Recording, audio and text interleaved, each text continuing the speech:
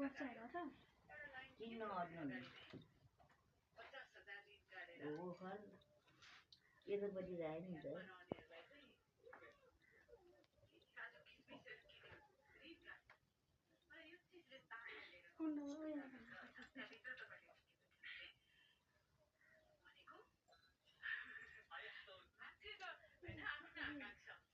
त्यो फलको कहाँ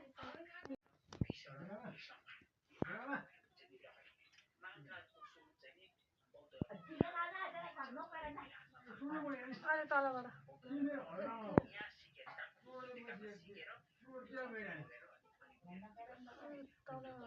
माथि लाग्ने होइन रातो टिका त अलि अलि धेरै माथि नला अट्न पर्यो नि त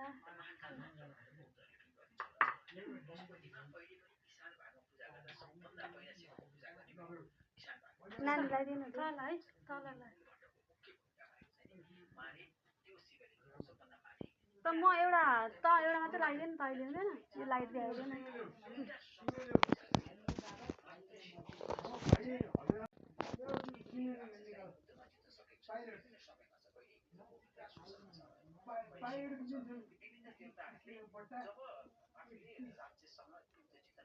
अलि झ्याप्प लगा न हो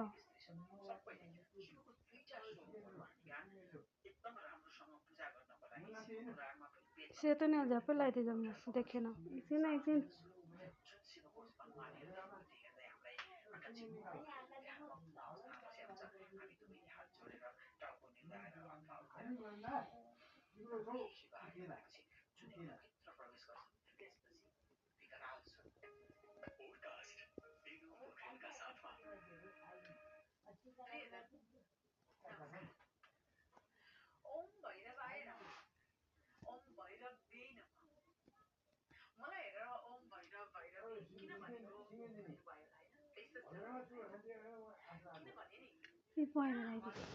म रातो लगाइदिउँ नि रातो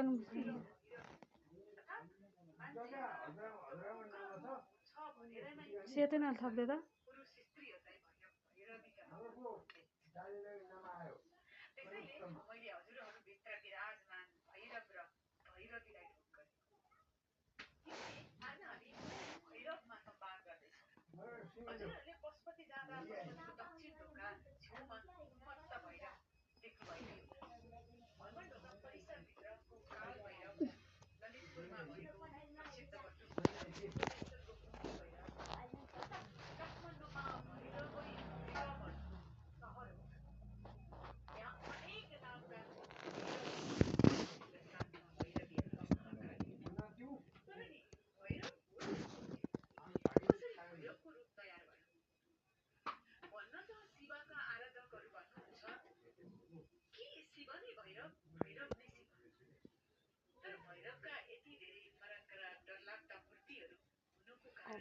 किलो भएछ है कपाललाई अड्क्यो भएन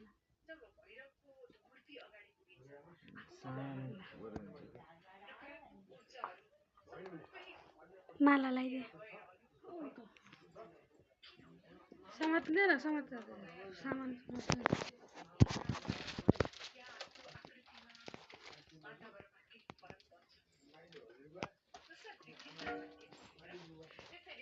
दुईटै माला लगाइदिए दुईटै समात लगाइदिए अर्को लगाइदिए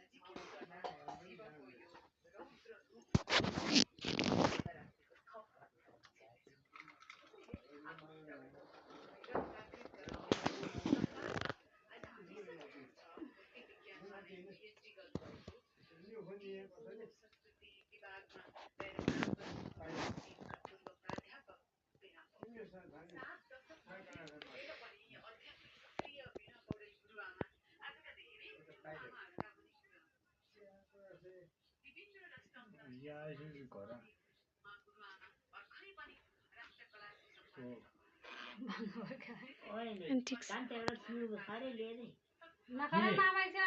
मसँग केही छैन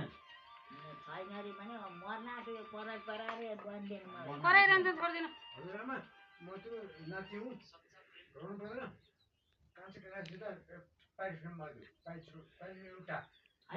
छैन भक्त भगवान बसल जानुपर्छ हत्ते पर्यो मलाई नै हत्ते पर्यो रहेछ कसले दिन्छ अहिले पर्चा लगाएर किनेर ल्याइदिनु के त गएको छैन त अहिले लिएर आउनु जा पर्चालाई पठाउन किन्न होइन नि तपाईँ नातिले कहिले बेच्छु सबै जमिन मोबाइल सुधा म बेच्छु मोबाइल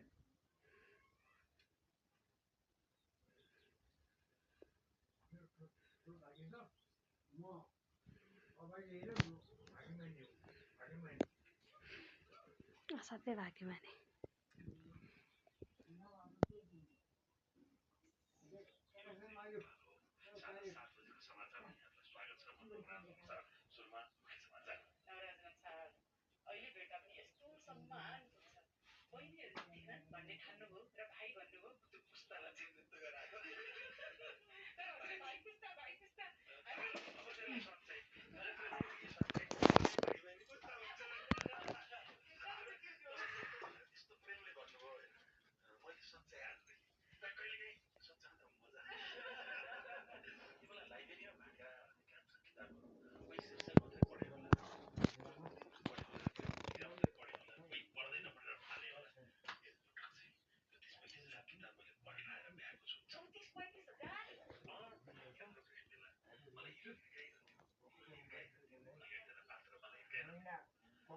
रिचिँदै है बसोस्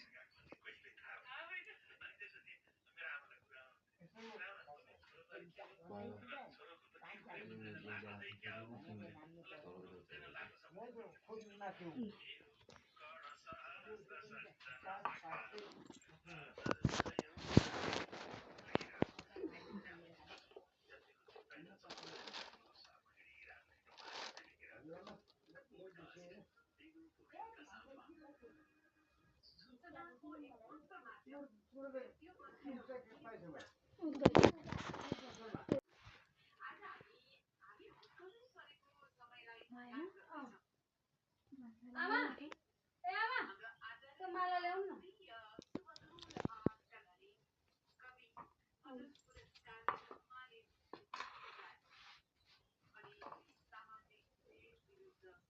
बस बनाएको केराको पातै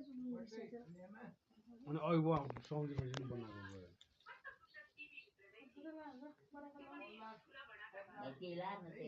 ठिक छैन दुईटा ठिक छ क्या छोटो छोटो राम्रो ठिकै छ नि छोटो पैसा दिन होला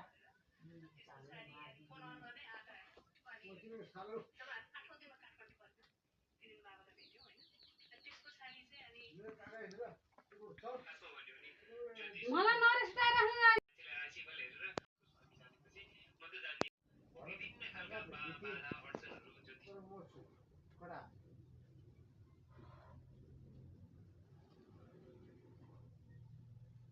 अहिले पर्चा लगाएर किनेर लिएर भन्दा के मैले त गराएर मैले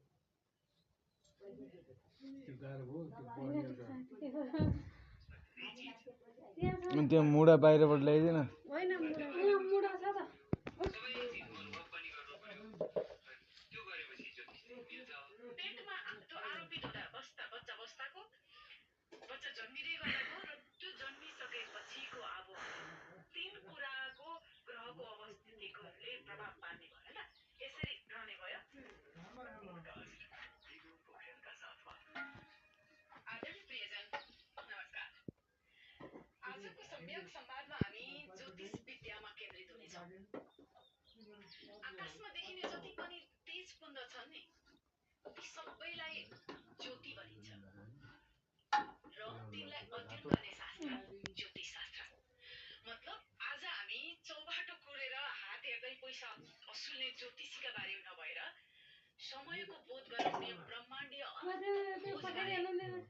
मसो भयो पठाउनु त नि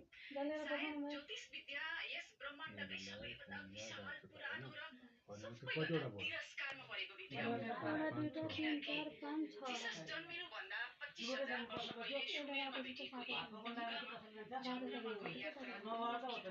कोइलीले साथ भयो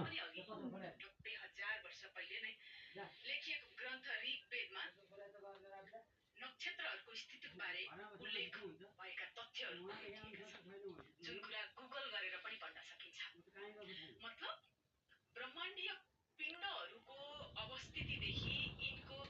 जीवमा प्रभावसम्मको ज्ञान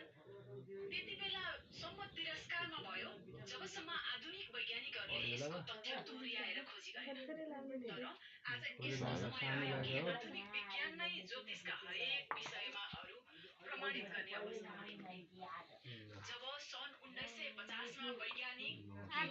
गियार्डीले कस्मिक केमिस्ट्री अर्थात् ब्रह्म रसायनको सिद्धान्त दिँदै पूरा ब्रह्माण्ड एक शरीर भएको र यहाँ एक प्रभाव अरूमा हुन्छ तब ज्योतिषमा पुनर्जागरण सुरु भएको थियो भन्ने पनि हुन्छ कस्मिक एनर्जीले काम गर्ने कुरा प्रमाणित गर्ने 3 वैज्ञानिक फ्रान्सका एलेन एस्पेक्ट अमेरिकाका जोन एफ क्लाउजर र अस्ट्रियाका एन्टन जेलिङ्गरले उनीहरूलाई नोबेल पुरस्कार नै मिलेपछि आधुनिक विज्ञान ज्योतिषशास्त्र या यो अध्ययन स्वीकार्ने ठाउँमा आइपुगेको देखिन्छ चर्चित फिल्म निर्देशक क्रिस्टोफर नोलनद्वारा निर्देशित फिल्म इन्टरस्टेलरमा पनि अर्को ग्रहबाट आउने प्रभाव देखिएको कुरा त्यहाँ उल्लेख गरिएको छ अथवा त्यसलाई देखाइएको छ मतलब अब ज्योतिषशास्त्रमा भएका ज्ञान पुनर्जागरणको बेलामा आइपुगेको छ यो त्यो बेला यसकारण आज सबैभन्दा धेरै खोजीको विषयमा आइपुगेको छ ज्योतिष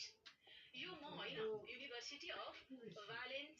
ट्रिनिटीमा आर्कियोलोजी हिस्ट्री एन्ड एन्थ्रोपोलोजीका सिनियर लेक्चर निकोलस कम्पियनले 14 वर्ष लगाएर गर्नुभएको एक अध्ययनले यसो भन्छ उहाँले भन्नुभएको छ संसारका 76% मान्छे ज्योतिष विद्यामा विश्वास गर्छ अझ 19औं शताब्दीका रुसी वैज्ञानिक अलेक्जान्डर चिजेभस्कीले यस विषयमा गहिरो अध्ययन गरेको देखिन्छ जसले हरेक 12 वर्षमा सूर्यमा हुने विस्फोट र त्यसको प्रभाव चाहिँ पृथ्वीमा पर्ने उनले उल्लेख गरेका छन् र त्यहाँ भएका महामारी भूकम्प जाने ज्वालामुखी विस्फोट हुने अनि विद्युतहरूको उपकरणहरू खराबी आउने जस्ता अनेक कारण हुन्छन् जब सूर्यमा विस्फोट आउँछ ग्रीन बाँकी छ मान्छेले भने क्रान्ति र राजनीतिक आर्थिक कारण नभएर सौर्य आदिका कारण हुने कुरा बताएका थिए यो पिङ्क भयो त उनले ईसापूर्व 500 देखि पिङ्क भइसक्यो कान्छ 71 देशहरूमा घटेका विद्रोह र विपत्तिलाई अध्ययन गरेर यो तथ्य दिएका थिए तत्कालीन रसियन शासक स्टालिनले उनको खोजलाई वाइएफ भन्दै उनलाई आजीवन नजरबन्द गरिदिए त्यसपछि क्रुश्चियो आए र उनलाई मर्न अघि उद्धार गरेका थिए त्योभन्दा उतापट्टिको लगाइदिनु हुन्छ हाम्रोमा 12 वर्ष कुम्भ यो लाएर नि यो लान अथवा मक्करमा हुने कुरा पनि त्यही 12 वर्षमा हुने सौर आदिबाट प्रश्न गरिएको थियो 12 वर्षमा खोला फर्कन्छ भन्ने यसैको आसपास तयार भएको अब रातो लगाइदिएन ओसोले पनि उहाँको प्रवचनमा धेरै ठाउँ यो कुराको उल्लेख गर्नुभएको छ अझ अमेरिकाको एरिजोना विश्वविद्यालयका प्राध्यापक एई डगलसको समूहले 1937 मा रुखको चक्र नाम दिएर गरेको अनुसन्धान छ जसले चाहिँ सौर आँधीको प्रभाव जीवमा अधिक पर्ने देखाएका छन् उनले सौर आँधीको समय त्यो रेडिएसनबाट बस्न चाहिँ रुखले बोक्राहरू बाक्लो बनाएर लैजाने र फेरि 11 वर्षमा यो माला खै त्यतिर फलिँदै आउने फेरि बाक्लो हुँदै जाने किनभने त्यो 12 वर्षको पछि आउने